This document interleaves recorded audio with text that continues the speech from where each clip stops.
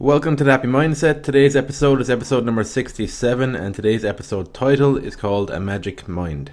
So today I'm joined by Matt Burke. Matt is the host of Magic Minds podcast. He's originally from Dublin in the Liberties.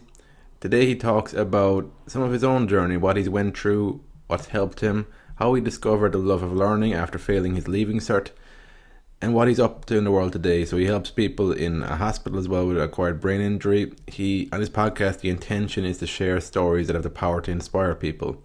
So it was great talking to Matt today. It was great to hear more about his story of how he became more aware of what was limiting him in his life, and just how he discovered his creativity and what he wanted to be putting out there into the world.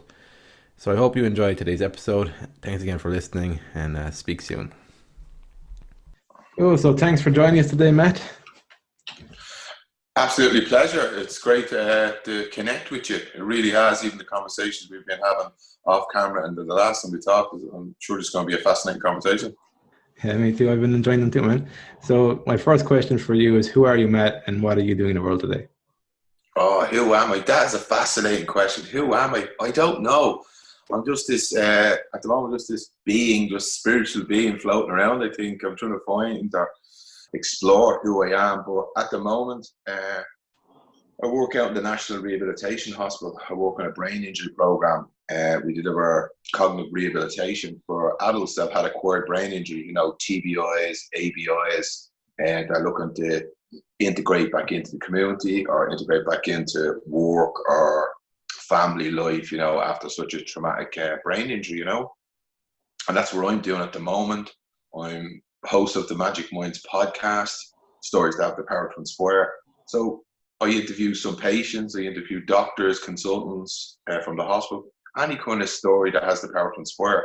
And it was kind of inspired by these patients in the hospital because, believe it or not, they inspire me. They say that we do great work for them and we really help them, but they are an inspiration to us, to have such a traumatic event in your life and still be able to carry on, still turn up. And I was like, wow, people need to hear this. And along with my own ravishing thirst for knowledge and a quest for self-development, I just fused them together to kind of to make the podcast, and that's kind of the ingredients of it, really, Mm-hmm. So, where did your own story begin? Can you trace that back?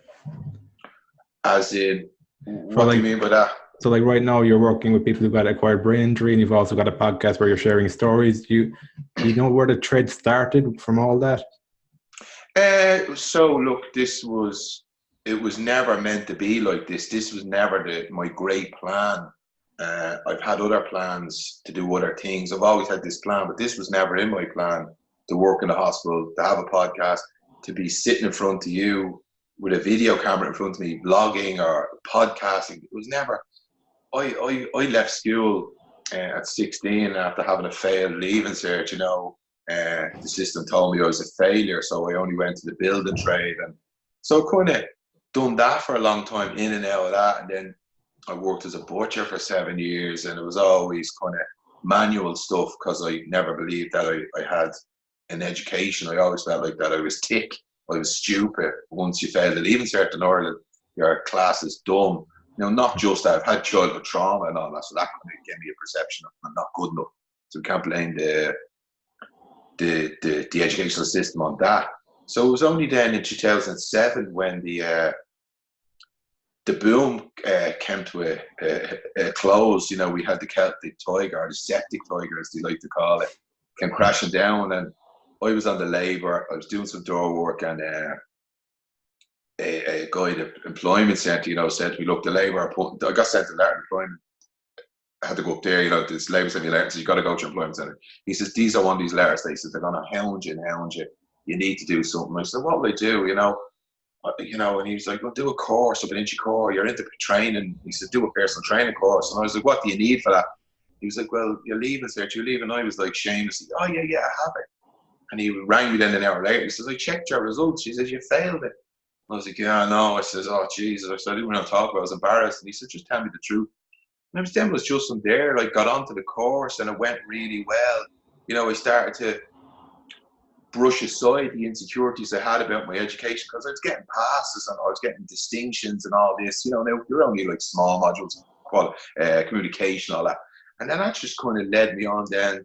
Every time I'd done something well, I want to do more. Like when I got well that course and I got high marks, this is right, I'm going to be a personal trainer. And then I moved on and I said I'd do a science degree. And all the time was never a plan. It was just like following the things that I liked at the time. Because before I just used to do jobs that paid, or my dad or mom would say, get an apprenticeship. For this, I was choosing the path, even though I hadn't got a great plan. And then I'd done a science degree in Tallaght. And that all the while were stoking up insecurities all the time, But I'd done the degree, and while I was doing it, I decided I'd make my CV a little bit different to other people. So I went to look for work placements outside the norm. Like I applied to prisons, I applied to the hospitals, and then by chance I was teaching boot camp in Bray, and the manager of the unit I work in now, she asked me to come and do some work, and I designed a module for people with disabilities to practice and participate in healthy living. And then I was in Wheatfield prison. I wrote to all the prisons, as I said, and got no reply. And then it was just by chance I was talking to one of my mates, and her brother works there. And I was like, yeah, ask your brother, can I go up to the school and get a bit of placement? And she said, I'll ring him. And within a week, I was up in the prison in the school. I was like, wow, that was nuts. So I was in Wheatfield teaching anatomy and physiology, and I was in the hospital. And then in 2013, the hospital, a position come up that I was in the unit I was working, and I went for it. I didn't get it, but then a physio assistant position come up, and I went and I went for that. I had a kid at the time; she was only born then, so I was kind of sick of the whole journey I was on with the education, because it was so long. Because I had to go PLC degree. We were going into 6 years, and I was like, oh, I'm a grown up. I need to be in work, earning money from a new child. I'd done well with my older child. This one I have to start earning.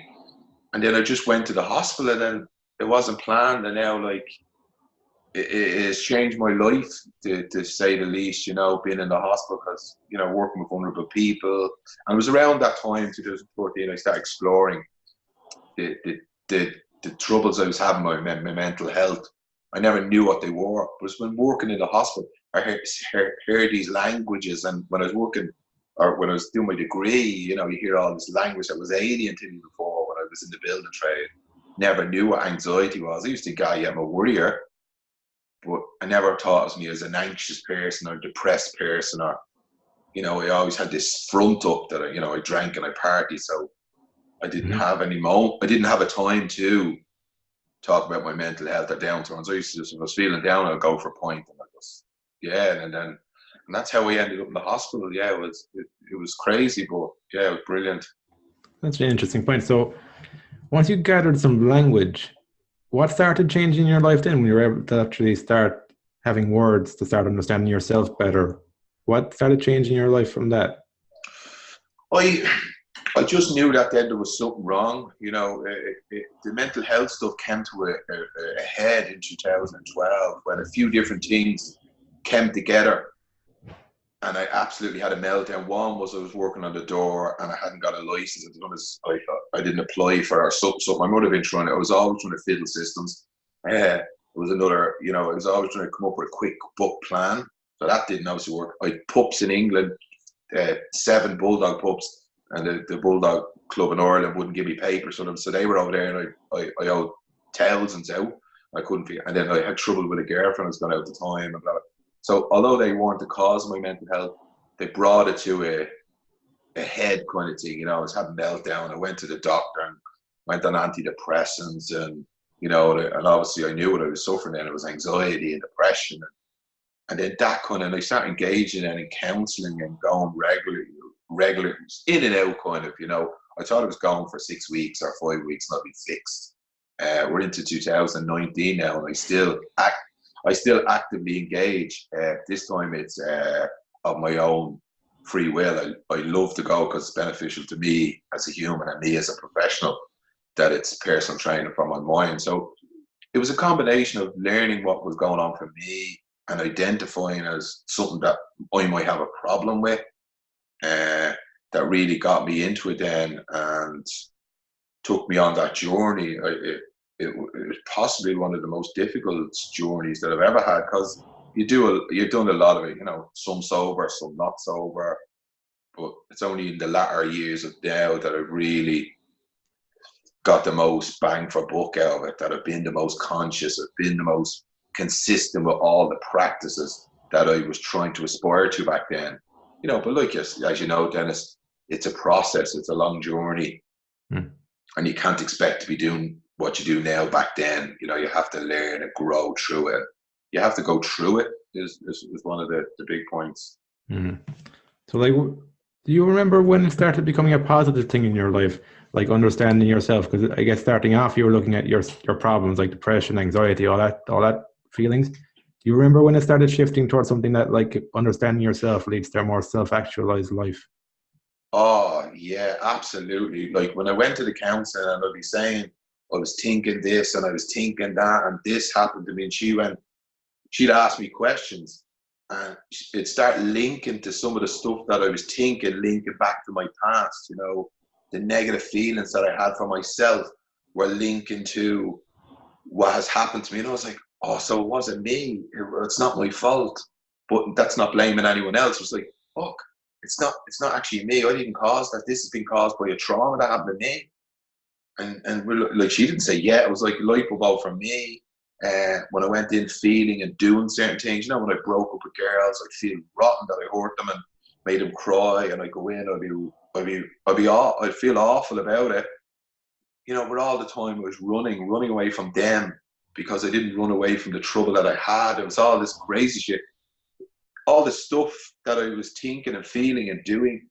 I was learning that it was normal part of life, that other people had the same thoughts, other people had the same struggles. And I was like, fuck, I always thought I was broke and mad and this didn't happen to anyone else, and I just thought it was all up in my head. I was like, Jesus Christ, we're all in this shit boat together. This is great. And I used to leave kind of counselling sessions. Euphoric. But it just helped me tremendously to understand my mind, but then understand that we're all in the same boat. Yeah, did you remember that sense of sort of burden being lifted off you when you realized that you weren't alone? Can you remember or feeling that you weren't alone, that other people are going through the exact same thing? Feelings. Do I remember? Yeah. Do I remember when? Or yeah, do you remember when like that occurred to you that you're not the only person who's got like crazy thoughts and crazy emotions going on internally?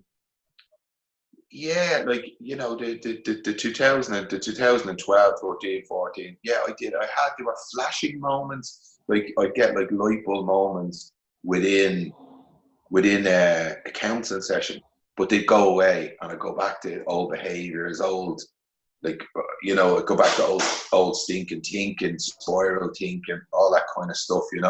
That stinking thinking just never went away. It just keep coming up and coming up. But gradually through the years, through lots of the counseling, lots of learning, lots of reading, the likes of, Eckhart Tolle, Oprah Winfrey, Jack Cornfield, all that kind of stuff. Mm-hmm. I wouldn't say it was just the counseling per se. It was all the learning and bringing it all together. It was like, if so many people are saying it, it must be true. Mm-hmm. And it was about kind of turning the boat into port slowly by all these people saying the same kind of thing, that we're all in the same boat. And yeah, it took a long time to actually get that book. How important do you think is the time and the space for the person to figure out? Because you mentioned with your counselor that she didn't necessarily tell you things. It was more she listened and you seemed to like drop and understand things better. Like how important do you think is the time and the space for somebody in these situations? Oh, a million percent. Like she can only provide the empty space for you, but you need the room and the time yourself to explore and just let it open up. The more you try to force it, and that's actually a great question, Dennis. I used to try to force this a lot. I'm going to get to the end. I'm going to get better. I'm going to fix. It was always about fix. But probably the more I pushed, the more I was disappointed because I wasn't there. Mm. Like it's like no matter what you do, like whether it be weight loss, business, mental health, it's all about the long game. And I, like, as a, you know, person, I'm very impatient. So for me, it was always trying to get fixed, always trying to get better, always like I'm a thrill, not thrill seeker, but I want like that happiness. I used to chase happiness, let's say, and by going to her, if I thought I was fixed, I'd be happy. And what the greatest thing that I learned from it is to have acceptance for what is, acceptance for whether I'm in a good mood, bad mood. It just is. And that's probably was the great learning, and that's what time does to give you acceptance. But I had this binary probably thing that going to counseling would make me happy. Where now it's acceptance of what is, acceptance of what's going on in my life is what I work on the most now. No, that's good. You know, I think it's the expectations and our internal narratives that we're unconscious to that really kind of fuck us over in the long term. From my experience, and it's that way. And that's how I become more short-sighted and long-term oriented. But so like intuition, like are you able to follow your intuition better now? Like when it comes to figuring out your own path and stuff, like has going to counseling and figuring out like what was going on for you, has it allowed you to tap more into your intuition and your creative skills? Oh, 1,000,000%. Absolutely. I know what I want now. I know what I don't want. I was actually only talking to someone today, and they were like, she says, I don't know where it came. I don't know what happened. She says, I've just seen you one day. And then the next thing she says, you've just changed. She says, it was like you just grew into yourself. She says, you used to teach classes, and they were fantastic classes, boot camp, strength conditioning class. But you were always doubting yourself. Well, not doubt, you'd be asking. It was the language you use. Like, was that okay? You know, were you happy enough with that? Will that do? Blah blah blah, and all this kind of stuff. She said, all of a sudden, that stopped. You know, I trusted myself, and like that, and that has come into relationships with me now. I trust myself. I don't get paranoid, or I'm probably slightly insecure in a relationship. Now I trust me, so I can trust other people. I trust my feeling. I trust my gut on things. I'm more inner confident. I believe for what comes up at me. Probably because I'm probably being more moral in life. I used to be not the most moral person in the world. I used to be, you know, doing the wrong thing. Now I believe I'm doing the right thing, and I trust my gut. And and I'm more intuitive to my own feelings. As far as the creative side, yeah, I never, like, school taught me that I wasn't creative. I was shit at art. You know, teachers taught me as crap, my friends taught me as crap. So I always thought creativity was art. You know, I was into dancing years ago. Never really thought that as creative. But now I can really recognize how creative I am, and I'm more creative and dominant. Like my dominant side would be creativity. So that's where getting into the podcast, doing videos, has really come to fruition. People are like, I never knew that you were into this or would ever do this. My friends are like, where did this all come out? You know. But again, it's just following a passion and following something that you like and being intuitive, you know. And it's in the same area as like the job I do. It's providing help and support for other people that might have been struggling like me over the years, you know. Yeah. So like with the podcast, do you know when you were starting to think about it, and how long did it take before you actually did the first episode? And I started saying it to people. I started saying it to girls at the job, like a girl I work with, Fiona. I said it to her. She's like, fantastic, go for it. Because they used to always say really cool and positive things to me. You know, like, I didn't, you know, believe them, but didn't believe it.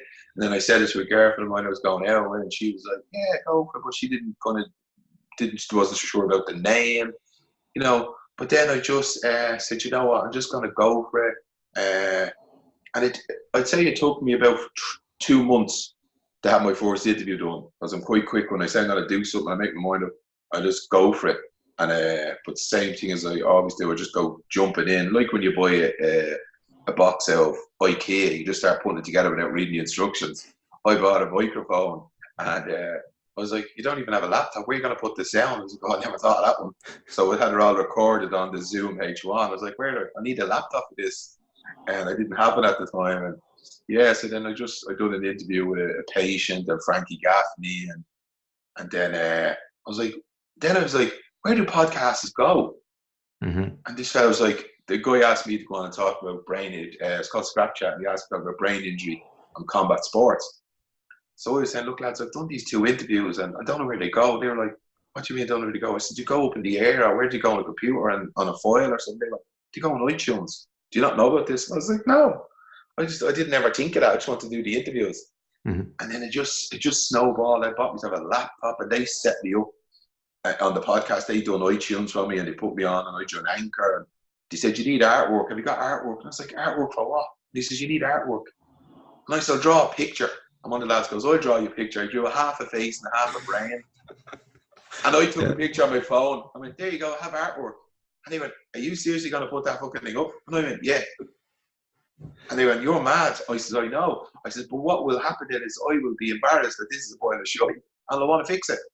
Mm-hmm. And then I went and I got my mate's a graphic designer and I said, well, I need artwork. And so he done that. And then I kept like, beg, borrow and steal and from everywhere and put the thing together, bought a laptop and microphones, and I didn't know how to use them. I never knew what Audacity was.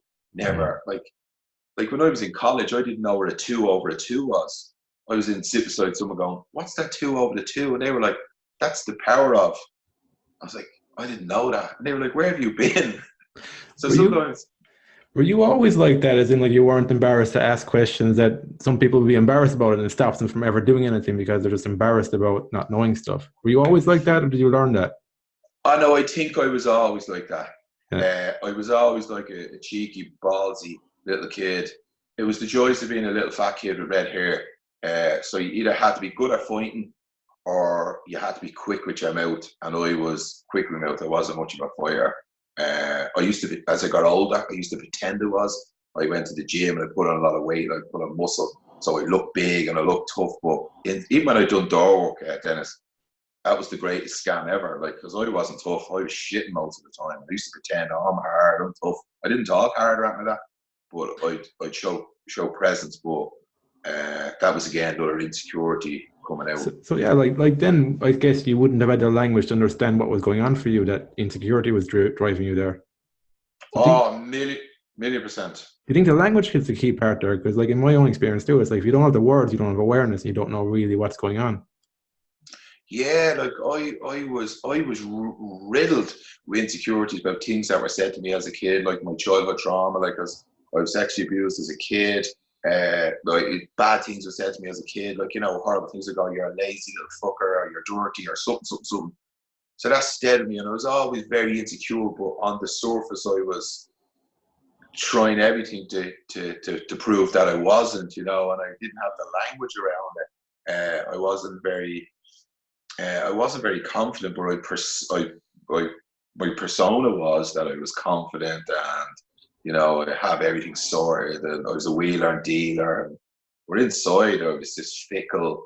Like I was only saying sorry to a friend of mine last night. My best mate wanted to go on and do, years ago, he wanted to do like one of these kids programs. He done it like a video for it. I remember ridiculing him, going, "Oh, I can't believe you're such a sap," and we all laughed at him. It was only last night that I actually apologized, and I said, you know what, I was actually only thinking about this. I said, I'm really sorry for doing that. I said, that was bred out of insecurity and jealousy and, a hurt inside me. And I said, I'm really sorry for that. And he's like, "But I never even held that against you." He says, "Well, thanks for saying it." But it just made me think of the things I did when I was a kid and why I did it. Now I understand. And if I seen anyone else doing it, I wouldn't have malice or hurt for them. I'd understand. I go, wow, you poor fecker, and that's where I look back at my little self now and go, Jesus, you really had it tough. Yeah. Well, that's going deep.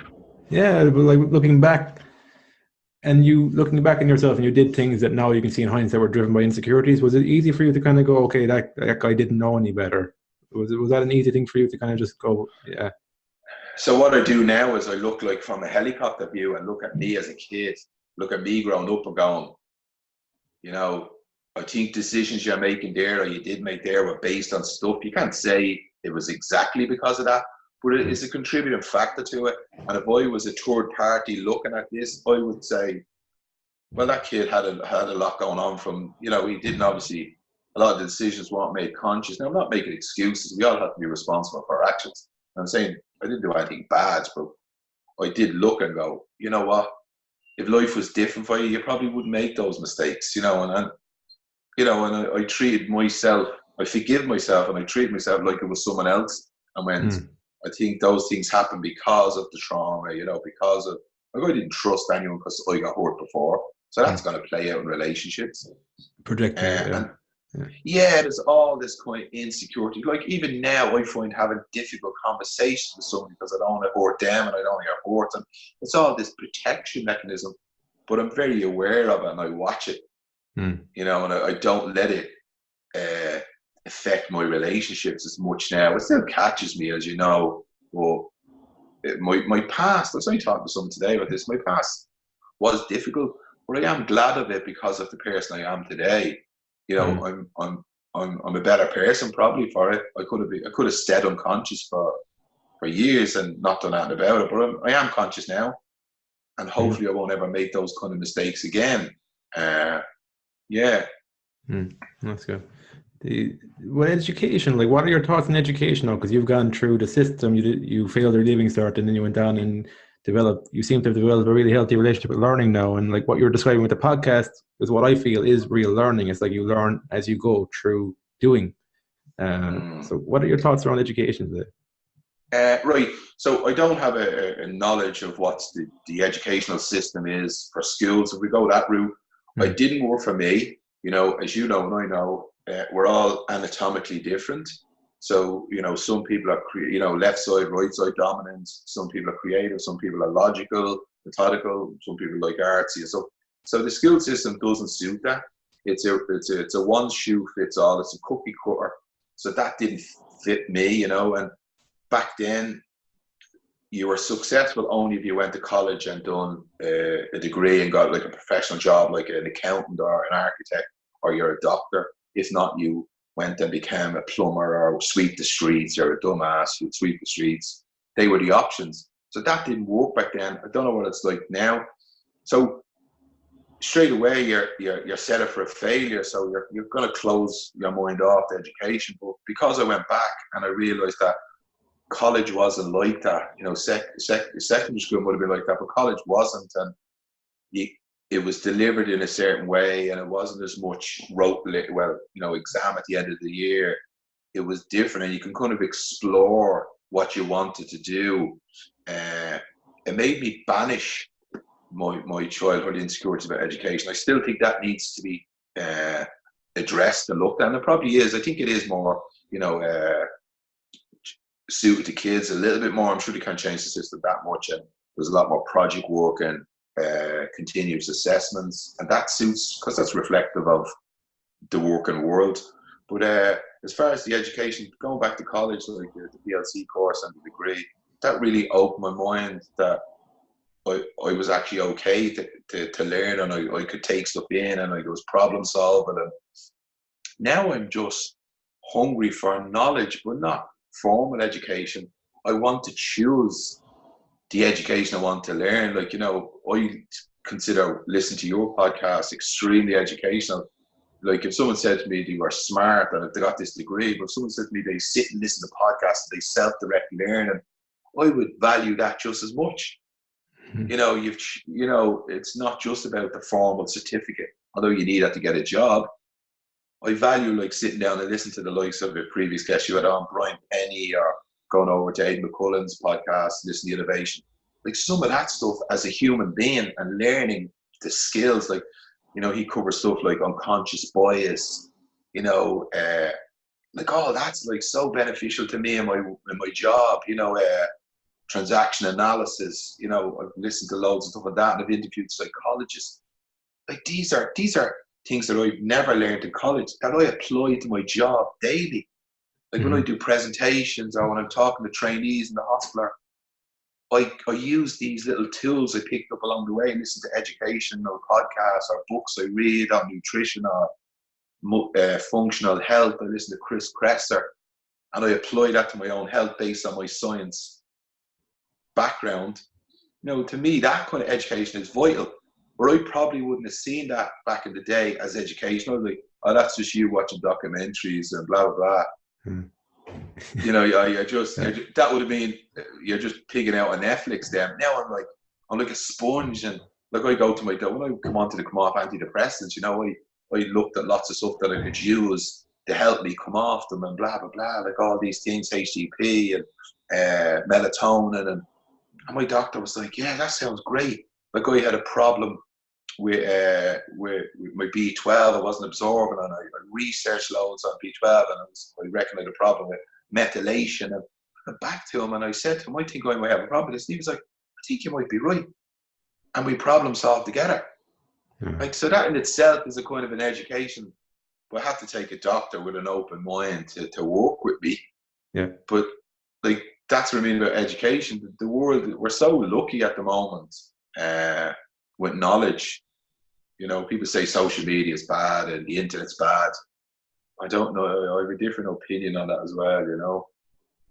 Yeah, what's your thoughts on the internet as like a self-education tool? That's the way I look at it. It's like you can use it to self-educate because there's so much information there. I guess the biggest problem is, how do you know what's true? How do you know what's not? I guess for me, it's been like, apply it to my life and see what happens. It either works or it doesn't work. But for you, like, what's your thoughts around internet and self-education?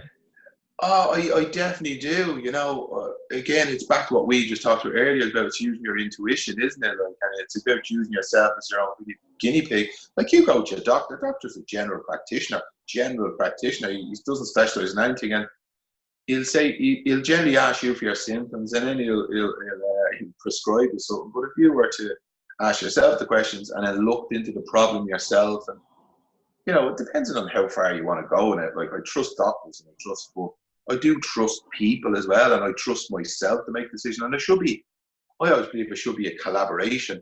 But as far as the internet, I think it can be good and bad, but it's like anything, isn't it? Like, people are going on about social media being really bad and this, that.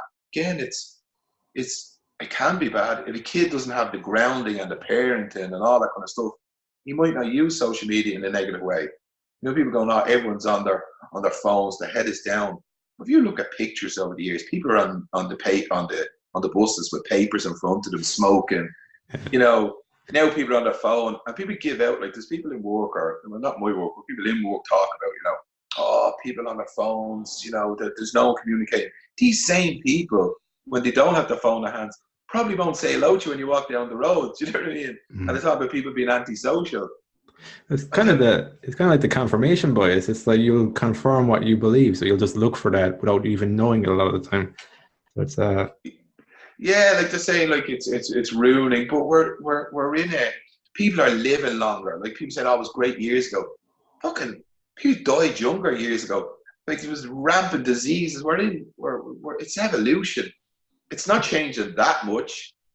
You know, I don't know. I just think if it's not this, they'll be complaining about something else. And the people that are complaining about something else, they'll start complaining about this. I don't know. I use it now for a positive way. I go on social media and I'm connecting with people I've never connected with, and I'm connecting with people that I never used to connect with. We fell out, like, not fell out as a bad, but didn't. Now we're back and we're saying, like me and you here, we're aligned to what we're saying kind of thoughts. I'm now connected with these people with love and kindness, the stuff I put up about meditation or about my podcast, and now we're connecting on a decent level. I don't put up a post and they criticize me. I don't criticize other people's posts. So I'm using it as a positive platform, because my consciousness is all about being positivity, accepting what is. It's not calling people out, you know. And if that's what you do, then it could be a negative, or if you want to be horrible or put up shitty stuff about your neighbor or whatever. Yeah. Does that make sense? No, it makes perfect sense. Yeah, like, what helps me is, like, what you put out there will come back to you. That's kind of that belief, and it's as well. I noticed, if I try to understand other people, look at myself first, and it's like, it's so much easier for me to give out about something, to find problems, than it is to actually go into the more of an optimistic mindset and look for the solution. So even with computer programming and stuff, the nature of computer programming is that you're always having bugs and you're always working through stuff. So my natural default is like, you go, oh, hell, the hell with this, it's too complex, I don't want to do this. But then it takes a little bit of willpower and energy to go, oh no, okay, I'm going to shift my focus to the solution, even though the solution is a blank canvas right now. I don't even know where to look. I've got the belief that there is a solution there. I'm just on the right frequency right now. And that's a lot harder to do. But when you do that, though, your focus over time will get stronger, and you'll still have that tendency. But I have noticed that myself, that automatically you can go into negativity so much easier than if you go into positivity and solution. And Dennis, and that's an innate thing in us to keep us safe. Because there's probably a fear in you of failure, or getting it wrong. We go, fuck this, I'll just leave it. Because there's a fear of, I might get this wrong and I'll fail. So the easy option is, it's not a saber-tooth tiger, but it's a failure, and a failure hurts. So I'm just going to choose and that's what we do. It's why we have a tendency to jump on the negative, because that keeps us safe from being eaten by a saber-tooth tiger, I think. But if we jump over onto the difficult side, is like, we're taking a chance here. We could get called out. We could be found out for being a fake. The unknown as well is a big fear. And it's, I guess even for skills development, it's like you're developing new neural pathways in your brain to become better at a skill. And that doesn't feel good a lot of the time, because you're creating new wiring, and like you're forcing yourself to actually do something, get better at it. It's a lot easier to sit on the couch and not do that. Yeah, because like in a prime or in a physiological thing, homeostatic. We don't want to get too hot. We don't want to get too cold. We want to stay in a nice vanilla sex area. Don't want any fancy taster, but we stay in this nice easy place. And then stepping outside, that takes a lot of energy. Takes a lot of just stay here. But as you just said, which was a great show, you develop that conscious muscle, and it gets easier as you go along. It's like I find saying no difficult, but as you're saying, you're developing the art of saying no. And when you start to say no, you're like, fucking no. You get a tone, and you're like, nah. I can say it in some things, but not in others. But it's like what you said. It's developing that each time you do something difficult, isn't it? What do you think? No, definitely. I think like focus is a key skill, and it's like you building that over time. It's like even just being conscious of your thoughts every day, the thoughts that are going through your head. That for me is focus. It's like it requires focus to be aware every now and again that, like, where's my mind going here? Where's my mind going? Where am I right now? Because like I would have always assumed, I'm here in the physical world. I had no awareness around like where my mind actually was. It was either in the past, or it was thinking about the future, like, creating anxiety and overwhelm and that kind of stuff. So I even find like just that every day to day, very, very simple. It doesn't sound like that won't help you at all. But if you think about it in a long term, your quality of thought moment to moment will lead to your long term life. So it's that's kind of my thoughts around focus. And I think as well, like as you become more aware of this, that's how you're able to dial into your intuition more, because you've got less stories going on in your mind, because you're not following the stories as often, because you're coming back to center and just kind of focusing. Does that make sense to you? 100%. Nothing ever happens outside now. I follow a lot of stuff by Eckhart Tolle and that, and nothing ever happens outside now. And your greatest success is in the now. Do I do it as much as I should? I don't like maybe using the word should. Should I do it more? Yeah, possibly should, but I'm more conscious that I'm not. When I became aware of how unconscious I am, I was like, geez, I am really unconscious. So I think what you're saying there, I think that's the key thing. You're becoming more conscious of how often you're not doing it. That's where I see progress in my mind. It's like, I wasn't even aware of that a week ago. I'm more aware that I'm not paying attention now. Absolutely. It'll be again better next week and the week after as you become more conscious of it.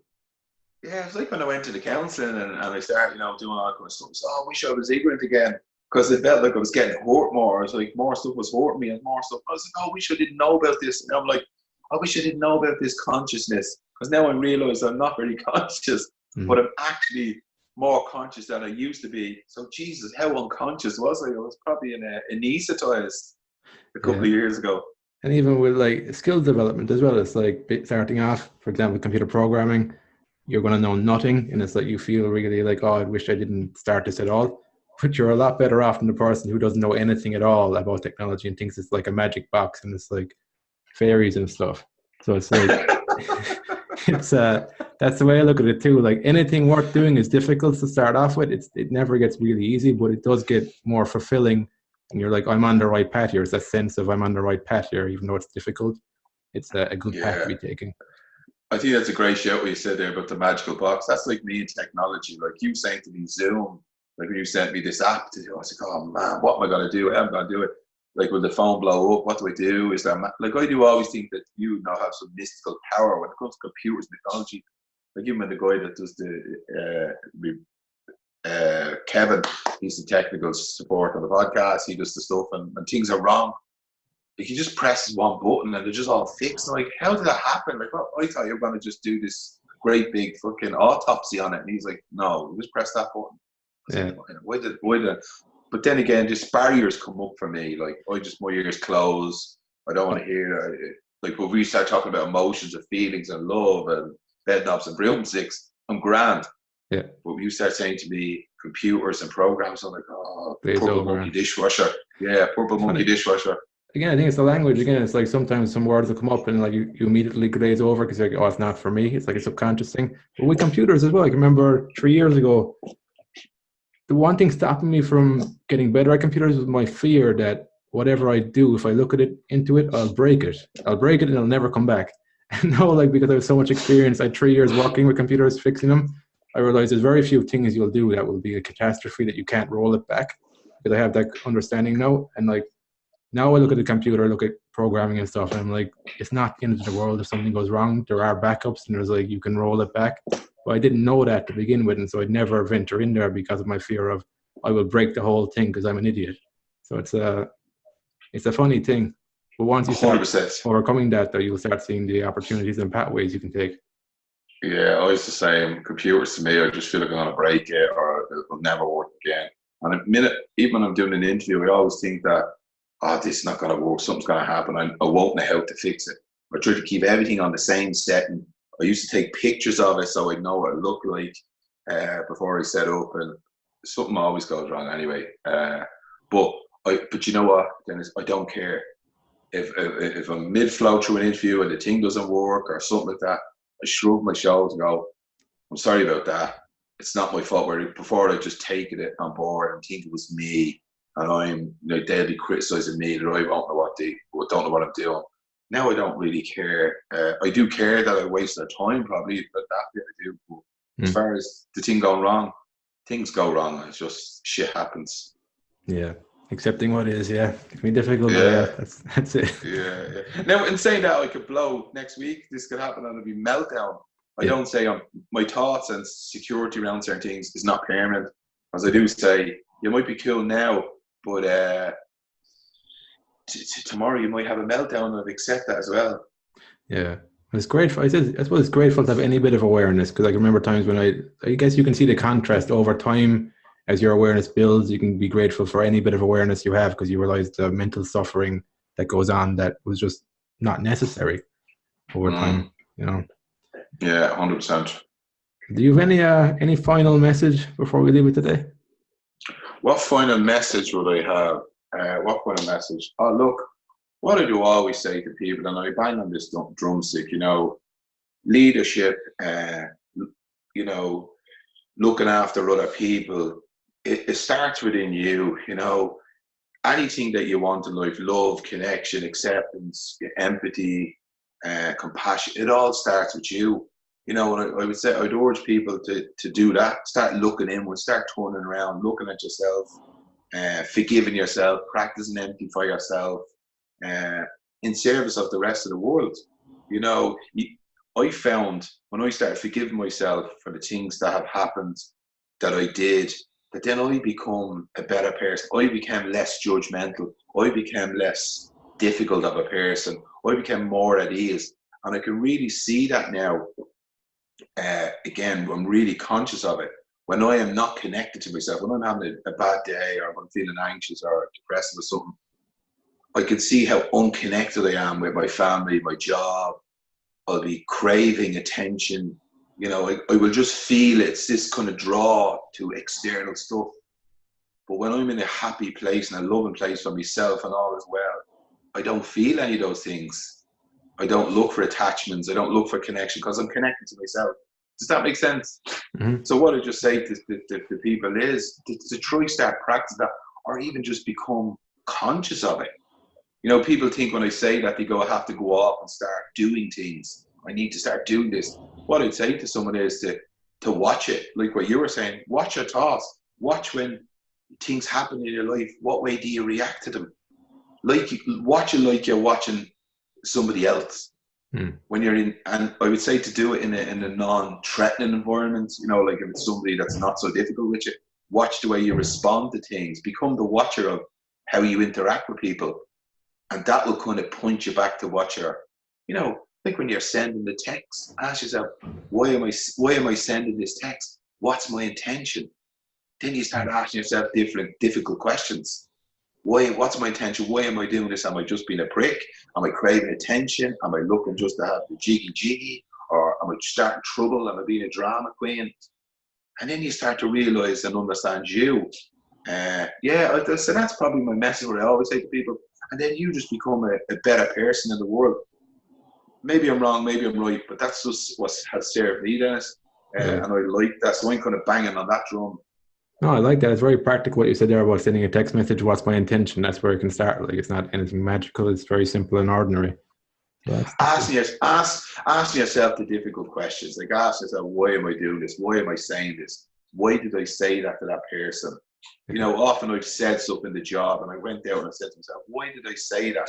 And then I thought, I think I was just trying to show off. I think I was trying to make myself look like I was intelligent. And then I go, okay, maybe not do that again then, because I didn't feel right about doing it. It's like when you tell a lie as a kid, you know it's a lie. You're like, why did I tell? Because I just want to impress everyone. Because really inside us, we're just little kids, like, for me anyway. Yeah. And sometimes you catch yourself, you know, why did you do that? You know, you're just being insecure and you just wanted them to think you were brilliant. And that's kind of self-reflection is cool as well. Again, it's sometimes you just feel like an absolute numpty, but yeah, I found it's hard the first few times doing that when you're not used to it, but then it does give you a lot of freedom because you realize, I don't have to lie to myself and live a lie all the time. So I can just get to the core question. And you know what? You made a great point. We were talking last week, and I thought it was cool through what we're doing here, and we're connecting with different people, right? If you're going to start doing that stuff, and you might have friends or family that don't do it, so it might be even more difficult for you to be self-reflecting, be honest, and for them. But once you start shifting into different friends, and like we're connecting now, me and you speak the same kind of language, it becomes easier. Because if you're going to do with people that are unconscious and they're just going to slate you for talking about your vulnerability or your insecurities, it's not going to work for you. And it'll be a crap mentality. You're just going to get pulled down. So I'd say find someone that you can do with and be honest. I have a couple of friends that are really spiritual and we talk about heavy stuff or whatever stuff. Or I have other friends that just talk about un-PC kind of stuff and have dirty jokes. So, you know, it's not going to work with... So you're not going to go practicing your vulnerability or your reflection with them because they'll just slate you. You'll be part of the meme in a WhatsApp group or something. Well, I do find as well, though, as you move along, you get more in tune. Like as you get more in tune with yourself, you get more in tune with other people, and you get more of a feeling of like whether somebody's interested in talking about this or not, and you're okay with like just going with the flow a bit more as well when you know yourself more. 100%. Because my mates, the crazy ones, they're always like, "Oh, you're too deep." You know, if you go out on a date, don't start getting deeper, you know, like just be the fun Matt. And I said, but that's not who I am. They're like, shut up, that's all she wants to know. Like, just be fun and you'll have a girlfriend for the rest of your life, blah, blah, blah. Like, you know, that's some advice, isn't it? So they want me to turn up in a unicycle juggling. When I want to talk about Whitney Houston and love and feelings. Yeah. But yeah, it's been true. I guess what's been helping me is that there's so many people in the world. We don't even... I've always taken it for granted. There's so many people. Like, why not just be yourself and you'll find the right people? Before I would have went like, and I still have that tendency to like take on board other people's advice of what other people want, but then I'm attracting the types of people that want that and not attracting the types of people who actually are interested in me for being me first. It's 100%. It's a weird one. It's like, I think it's black and white kind of thinking, I think. Yeah, 100%. I think you attract the frequency, you know, energy matches energy. Like this has been a very simple, easy podcast. I mean, you're having the chats, but you ever sit down with people that it just doesn't work, right? And that's with it. There's no judgment there. You just know that it's not working because your energy and frequencies, it's just not happening for you. Yeah. And like, they probably feel it as well. They probably think this fella is not interested. So it's about kind of finding people of the same ilk and the same kind of mindset. And I think it just happens through, I believe in the collective unconscious as well. So that's another thing I believe in. And again, Where did you learn about the collective unconscious?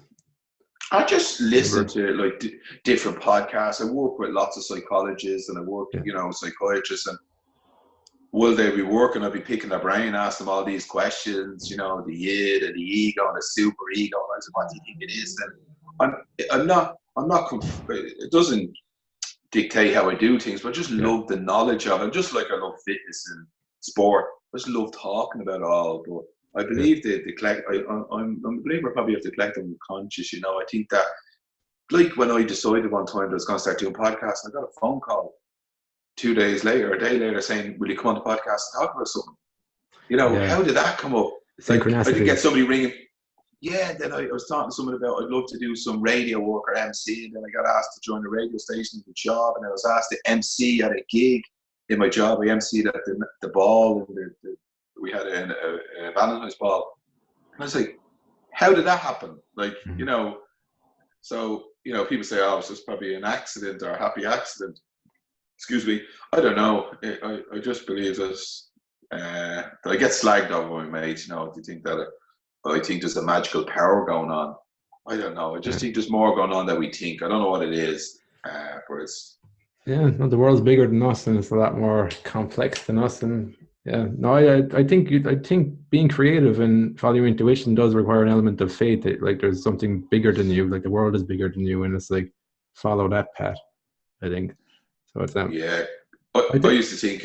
Well, go on. Sorry. Or I tend to not use my analytical mind when it comes to intuition and creativity and stuff. I just go with it. Once I pick on something, like the podcast, I'll go with it and let it flow. So, like, a lot of the guests that come on here, they might have reached out, or I might have reached out and stuff.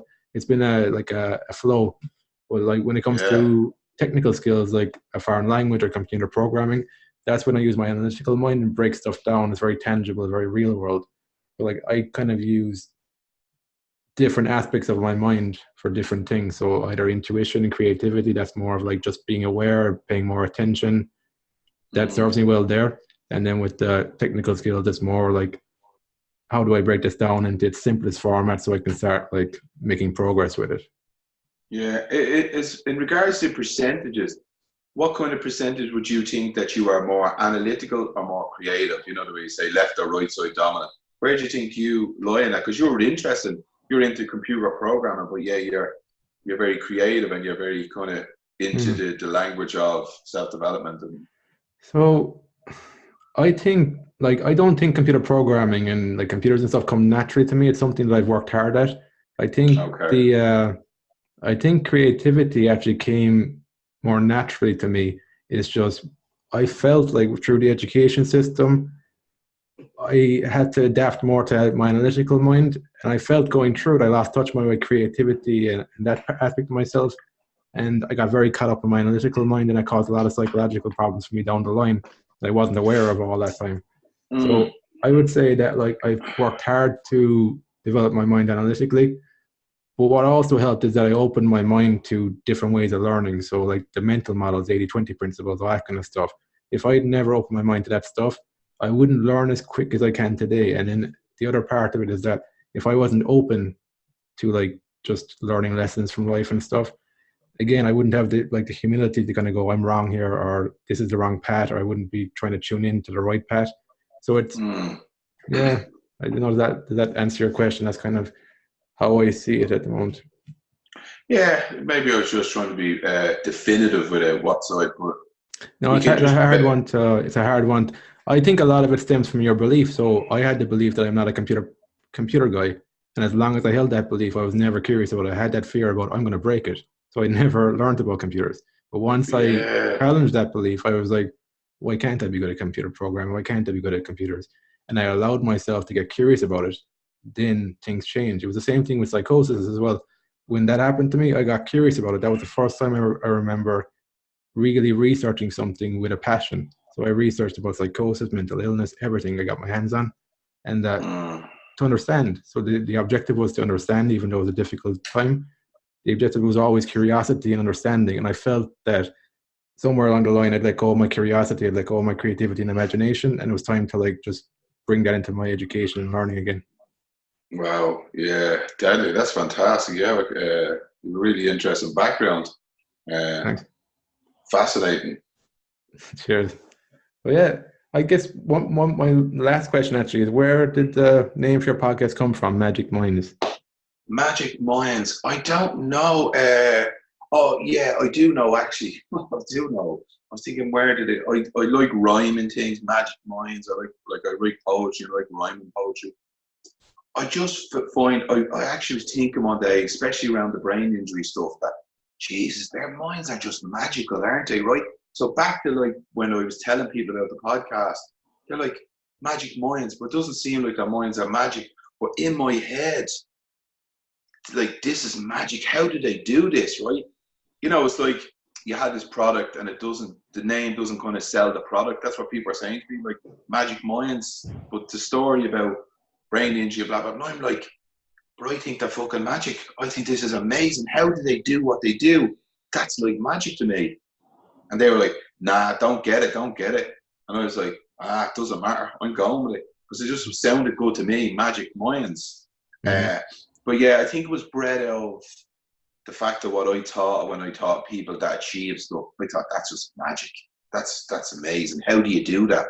Like, how does somebody after having a traumatic brain injury still do the things that they do, turn up, family stuff, job, blah, blah, blah, after having a significant brain injury? I just went, that's nuts. So yeah, it was probably a bit of that. And then like stories to have the power to inspire. It's very typical of what I do. I'm very random and I just make things work. Mightn't be the norm, but I just thought, you know what, I'm just going to go with it. It sounds good to me and I like it. But I think the Magic Minds was definitely inspired by what I taught people that have trauma, and people, even amazing people. I go, that's magic. How do you do that? Because I'm always blown away how people do things. Like, even if I don't have an interest in it, I do love people's journey and paths and stories. Go, that's deadly. Fair play to you. It's the world is weird and wonderful. Yeah. Or is it fact is stranger than fiction a lot of the times? Yeah. Oh Jesus, yeah. Like, I was only talking to a girl today, and she was telling me about her life, and I was like she's had childhood trauma. Do you ever look at your life like a helicopter view, like we were at a table? Do you ever look at them and go, how did I get through all that? And look at all the parts. And she's, yeah, sometimes I do. And I said, what would you say if that was somebody else? And she'd be like, I'd give them a medal and say, how did you get through that? And so you should give yourself a medal. Because I listen to people that have had childhood trauma and think, oh.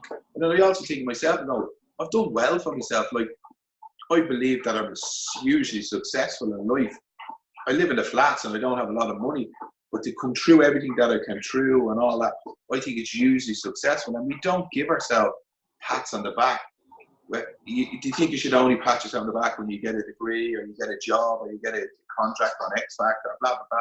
We don't celebrate just surviving, getting through the day, having a bad day, but still turning up for work. Like, I was doing a presentation today and I was shitting, absolutely shitting. I didn't want to get up and I was nervous and I was shaking. And I said to myself afterwards, fair play to you. Jeez, that was tough. Like, to me, that was a celebration. And sometimes we don't do that. What do you think, Dennis? We don't celebrate the little things. Well, definitely. It is a weird one. It's like, and I think there's an element too, like your mind, like you do need to take time out and appreciate where you've come from, because your mindset never adapts otherwise. Because I've gone through things like, I've achieved a few different things now that, like, a few years ago, if you told me I'd do this, I'd have been, no way, there's no fucking way I would do that. Yet when I went through it and I achieved these things, my mindset never shifted until I took some time out and like tried to let it sink in a bit more. It was like, it was this kind of thing there where I wouldn't let any feelings of pride come in, because maybe it was unconsciously, I felt like I'd become a narcissist or I'd get lost in myself or whatever. There's probably some fear there. But I find that it's vital to like let these things sink in, because they help to transform you into like a more peace with yourself, more comfortable with your skin, and more of an appreciation of where you come from. That comes across in the way you speak and that type of thing. Yeah, absolutely. But I do think you should say, well done, you've done that. I'm not saying go around with a banner. I'm saying, well done. Like, I find it difficult when people say nice things to me. I get embarrassed and all that. So I don't really search that. But I do say to myself, Jesus, well done, you got through that. That was deadly. Yeah. And that's it. Like I would say to anyone else, but I don't go around thinking I'm Billy Big Bollocks about it. I don't think I'm a groundbreaker. I just think That's probably it, though. It's the simplicity. You just say it simply. There's no big story to it. It's like, well done. And yeah, I think that works really well. Yeah, like the video I done the other day. I said to myself, Jesus, man, well done, you got that done. That's it. It's over. Park that. Yeah. Move on to the next thing. And then people are saying nice things. They're like, yeah, it's grand. But I do always say, but you do deadly things as well. Yeah. They won't say, oh yeah, I do. They go, oh no, but you're better. Like, we're very, Irish sometimes. We don't take compliments, but I appreciate the goodness that other people do as well, I think that is a simple thing in confident people. They'll generally bring other people up with them. Like the narcissist or the arrogant person will tend to diminish somebody else to bring themselves higher. So that's a simple kind of thing I wish I'd known earlier, that's a simple distinction to make. Oh yeah, look, I look at what people do, and I send people random text messages on Facebook, and I see that they're doing great stuff, and I'll let them know. And before they'll think I'm a weirdo if I say these things like, I love the work you're doing. That's savage. I'm really fucking loving what you're doing or whatever. And they go, yeah, thanks. No matter what, there's a guy on that I follow on Facebook, and he's a dancer, and he does this step thing. And around their area, like years ago, if you'd done that, you'd be absolutely slated. Oh, you're like, and I don't mean this in derogatory, saying gay or whatever, and oh, you're just a faggot, blah blah blah, all these horrible derogatory terms. But I see him doing this, and he loves it. And I met him there last week, and I said, I've been dying to bump into you. And I've never met him face to face. And I said, I love what you do on Facebook. I said, it's savage, fair play to you, and I hope that doesn't sound cringy. And he says, no, I've seen some of the podcasts you do. He said, that's deadly. We start having the chats, and before I'd have never done that. That would be, oh, you're weirdo, don't say that to anyone. You know what I mean? Yeah, no, I would have been exactly the same. I think there's a certain amount of social conditioning and stuff. You grow up and that's kind of what you're going through. But you can start. That's great. Sharing that, Yeah. Yeah. And I think the podcast and changing my mindset has helped me do that. And again, back to something that you said earlier, the more I do it, the more I want to do it. The more I say nice things to people, the more I give gratification. I'm grateful for things. And again, the more you do it, the easier it gets and the more fun it becomes. Because you start then having good conversations with people, conversations of substance, not like, hi, how are you? And you go left or right. People like friends on Facebook, I bump into them and I stop and have the chats. I feel like I'm connected to them because, I don't know, maybe they just think I'm crazy. I am a bit crazy, but yeah. I go beyond Facebook, I go beyond Instagram, and if I do see them out in the streets, what's the crack, man? How are you getting on? I see your picture. Life looks like it's going all right, blah, blah, blah. Yeah, we have chats, like beyond the screen, Yeah. It goes back to the focus again. Like you're focusing on by creating, you're focusing on what you're creating. Like I found that when I wasn't creating stuff, when my mind wasn't active, when I wasn't conscious about actively using my mind was everywhere. It was just like, any little drama, just always playing in the back of my mind. It wasn't even necessarily you'd see it in me or see it in my interactions, but there'd be some drama in the back of my mind. But once I became more conscious about creating, even though sometimes it can feel like work, but at least I'm very conscious about I'm using this, like this is where my focus is. And then over time, it just becomes more automatic. And like, this is the person I'm becoming from doing the podcast and from writing and that type of stuff. That's a great show. Yeah. I would have noticed as well, like little dramas and, sending text messages and getting involved and stuff. Now I'm going, I don't have time for this shit. I don't purposely say, I'll just not involve myself in it. Like what Brian Penny says, will this make my boat go any quicker? And, if you get involved in any of this other shit, you go, this is not taking me in the right direction. I'm not having a bar of that, Yeah, it's good. So how would these guys find you? Online or offline as well? Yeah, so look, we're Magic Minds Podcast. We're on iTunes. We're on YouTube. I'm a YouTuber. My 6-year-old daughter said that. I'm so embarrassed of it. You're a YouTuber. We're on all the podcast servers. I'm Matt Burke on Facebook. Zed Bandit on Twitter. Don't ask why that was. I had a bike years ago called a Red Bandit, but I couldn't put in red, so I had to put in Zed. And that was like, I don't know, 100 years ago when I didn't even know how to use a computer. I put that in, but it stuck with me. And then we have like Instagram page, Magic Minds, and I'm on Instagram. So yeah, we're on them. We're everywhere, And then we'll have you on air podcast. And you know what? I'm delighted that me and you are doing this because like we're not rivals. We're just two people like trying to share knowledge and improve ourselves. And I love that about the podcasting world. They've been nice to me. You've been nice to me. I'm being nice to other people. We're not going to, like, cause you and I are fishing out of the same pond for listeners. But Yeah. to me, this is more beneficial to me than if I get another 100 listeners. Yeah, like no, it's good you mentioned that there. Like, my relationship has changed too with like competition and collaboration over time. I felt that like as I've seen through the stories that I was telling myself about, like again, it comes back to the stories. It's like narratives I've been believing about, like I'm in competition with this person over here to get this. But then when you start opening your mind to how big the world is and how much opportunity there is there, it makes less and less sense to go, oh yeah, I need to like not work with that or whatever. It's again, it's another benefit of just being more conscious and paying more attention to the thoughts going through your head. Yeah, like how beneficial has this conversation been to me and you? Like when you talked last week and I left and thinking, no, I actually will write a book. You know, or me and you are now confirming what we already think and believe, and we'll keep following the action. Like talking to Brian Penny, that was so inspirational to me. And we're all kind of in the same league. Yeah. But I just don't believe there's a competition. If anyone came along with a podcast and similar to ours and said, "Will you give me a hand setting it up, doing that?" I'd say absolutely. Yeah. You know, because there'll be something in there to learn. And you also, you learn a lot from talking to the person. So it's like, I think I learned from you when I was talking to you, like that I had this strong urge to like more deeper and meaningful conversations when I was younger, and that's kind of manifesting now in the podcast. And I wouldn't have had that insight just from myself. It's from like bouncing off somebody else who's talking about similar things that you go like, oh, that's where that came from. That makes sense now why I'm drawn to that or why I'm creating that. Because that is really helpful when you start realizing like, how does this connect to my past in some meaningful way? And you have like little light bulb moments in the middle of conversations. Yeah. So like, although we could be fighting for customers or whatever, this is like a therapy session for the both of us in service of the rest of the world. Well, I guess it's because we both might be we might have similar stuff, but we're on very individual paths. And like our path is very much individualized, individual to like the experience we've gone through, what we've learned and stuff. I think that's why I don't see people as like competitors now, because I've got that awareness that like we're very, very different, even though we could be in what seems like similar pools, but the actual specifics are a lot different. Yeah, definitely. But it's great that we're open-minded to it. We've got like a student mentality. We're always looking to learn, and then you still have the self-awareness and the confidence to go, yeah, I can learn here, but I have a vision of where my path is going to go, and I don't think they're on that road. But if they work, that doesn't matter either. Yeah.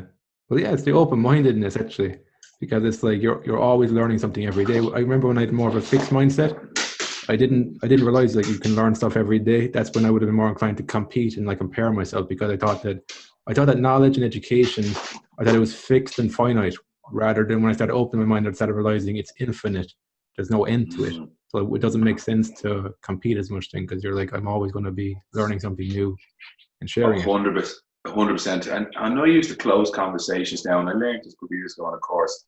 When somebody asks or tells me something, I used to always go, yeah, no. Right? And I caught myself going, oh, you always say that. And that ends conversation. That ends like them never telling you anything again, because this fella is just going to go, I know. And I stopped that like a long time ago. And then just open, even when I hear it again and hear it again, I don't care, you know. I just don't say that anymore. Yeah, I know that. It's interesting you said that actually. I think I had that as well, especially with skills. I would say, yeah, I know, I've done that. And it would block me off from like actually learning it, even if I felt like, for some reason, I don't know how to describe it in words now, but it would come from that kind of like the energy of like somebody's actually right here and I'm wrong, and I always believed I was right, and now I'm not willing to entertain the idea that I'm wrong. And so you just go, yeah, I know that, and then you don't actually learn what they're telling you, because you're just saying, yeah, I know exactly. That. You've closed down at that stage, and I've noticed myself. And again, it's about communicating with the other person, because when they hear I know that, they're gonna go, this fella just, what's the point of me telling them, you know? And it'll happen at a subconscious level, and it stopped you becoming a learner. So when I know something or somebody tells something, I'll probably rephrase and go, that's interesting. I've never looked at it like that, or well, I probably wouldn't lie, but I go, okay, thanks for telling me that. you know, I'd be appreciative, but I wouldn't go, I know, because then that's me saying that I know.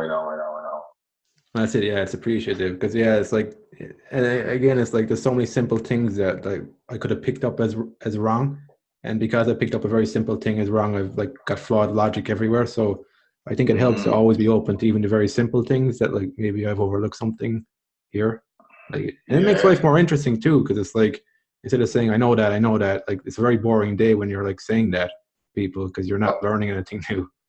So, oh yeah, you're just demonstrating a closed mentality, really, you know. And a lot of that game was subconscious. So I didn't know I was doing that. Well, that's it. Yeah, it's me too. It's like I think at stages, so I was conscious of it. I was just very stubborn, but I didn't realize the impact it was having because I didn't know you could have an open mind. I thought that fixed mindset was the reality. So like there was some of it conscious, some of it unconscious. But yeah, looking back now, it's like I can go, oh yeah, I wasn't actually aware that I didn't know what I was doing because I didn't have the contrast of like how I could have been living.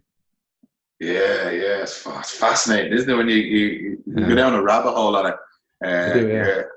And that's when I kind of stopped the analytical mind. I'm like, oh, no more. It's like just using my awareness there. Don't analyze it to death. Yeah. Too much analyzing leads to paralyzing. How would you say? Yeah, I think it's a dance though. I think I found that like you do need a certain amount of detail to find the specifics to your life so you can make sense of things. But then you can go down a rabbit hole and it's like you can get lost in that rabbit hole if you don't like kind of go.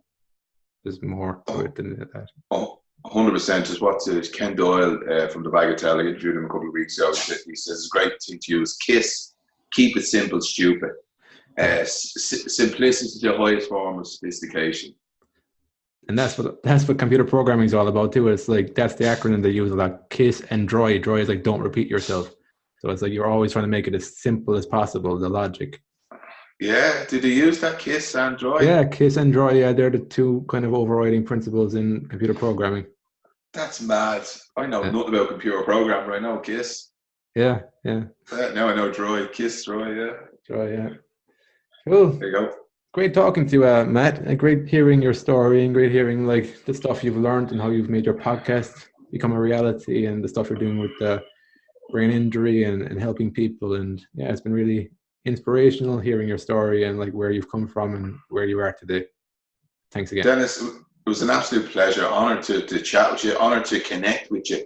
And no doubt I think we'll stay in contact, whether it be through Instagram and keep chatting to each other. And then obviously I'll have you on the podcast. I'll turn the tables and shine the light in your eyes. Get the answers out of you. Yeah. Cool, man. So cheers. Thanks for everything. Until next time, have fun and enjoy the process.